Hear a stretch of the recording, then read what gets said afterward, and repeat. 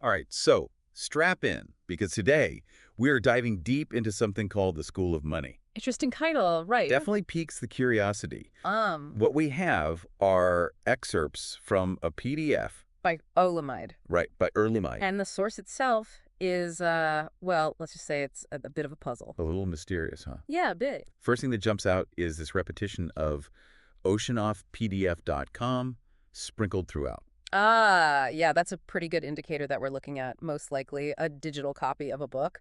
Okay? The kind you find on websites like, well, oceanoffpdf.com. Makes sense? These sites are known for, shall we say, providing access to a wide range of books. Free access, right. Precisely free access. So we've got this School of Money potentially coming from, let's call it, an unconventional source. Indeed. Which, I gotta say, makes me even more curious about what kind of financial lessons we might find in there. Right. What is this School of Money all about? Is it like a literal school, Mm. or is it more of a metaphor for something? Well, that's the thing. With just these excerpts, it's hard to say for sure. Mhm.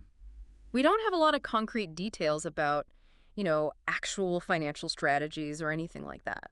I see. So we're kind of left to speculate a bit here. Exactly. But I think we can still make some educated guesses, right? Absolutely. Okay. I mean, the title itself, The School of Money, it suggests some sort of system or structure, right? For sure. Like maybe it's a guide to financial literacy, Mhm. the basics of budgeting, saving, investing. Yeah, that's certainly possible. Or it could even go deeper, right? Right. Like into wealth building strategies, understanding different financial instruments. Ooh, like stocks, bonds, that kind of stuff. Exactly. Or even real estate entrepreneurship.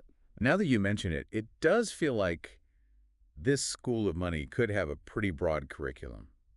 It could, absolutely. And I wonder if it goes beyond just the practical stuff, too. What do you mean? Like, what about the psychological side of money, our relationship to it? Oh, Because how we think and feel about money, that has a huge impact on our financial decisions, right? oh, absolutely. Like if you're someone who's constantly anxious about money, you might make different choices. Exactly. And this School of Money, maybe it delves into those emotional aspects. Ooh, that would be fascinating. Right.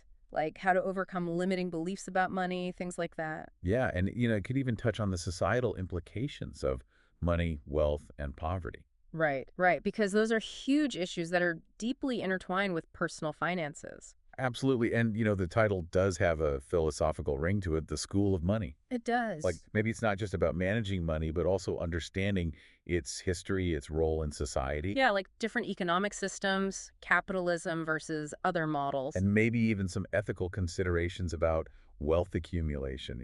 Precisely, all those things could be part of the School of Money. Okay, so we've got practical skills, psychological insights, maybe even some philosophical exploration. Quite the curriculum. What do you think someone graduates from this School of Money looking like?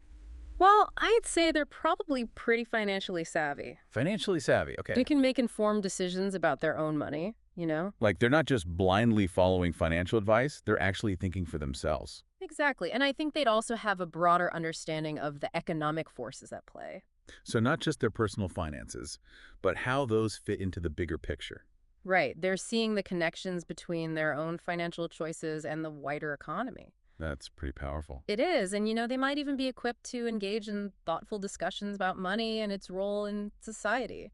So they're not just managing money, they're also talking about it, debating it, thinking critically about it. Exactly. And maybe even advocating for changes. Wow, this is making me wish the School of Money was a real place I could enroll in. Me too.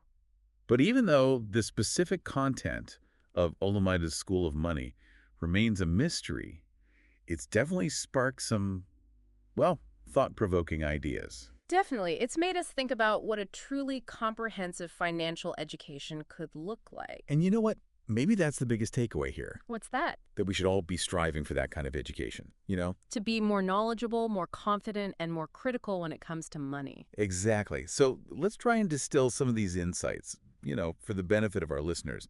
Maybe like a 10-point summary of what we've gleaned from this mysterious School of Money. Sounds good. Lay it on me.